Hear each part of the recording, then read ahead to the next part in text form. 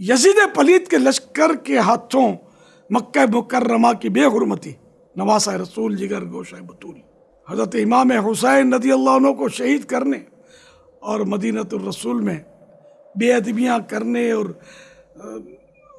بے دریغ صحابہ و تابعین کو شہید کرنے کے بعد بھی جب یزیدیوں کی پیاس نہ بجھی تو پھر یہ لشکر شر اثر مکہ مکرمہ زاد اللہ و شرفا و تعظیمہ کی طرف روانہ ہوا۔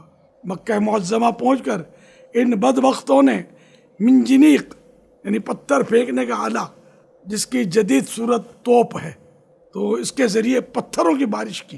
اس پتھراؤ سے حرم شریف کا صحن مبارک پتھروں سے بھر گیا اور مسجد الحرام کے ستون شہید ہو گئے اور غلاف کعبہ اور چھت مبارک کو آگ سے سخت نقصان پہنچا۔ اسی چھت میں اس مبارک دمبے کے سینگ بھی بطور تبرک محفوظ تھے جو حضرت سیدنا اسماعیل علیہ نبینا علیہ الصلوۃ والسلام کے فدیے میں قربان کیا گیا تھا۔ وہ مبارک سینگ بھی آگ کی نذر ہو گئے۔ کعبہ مشرفہ کئی روز تک بے غلاف رہا۔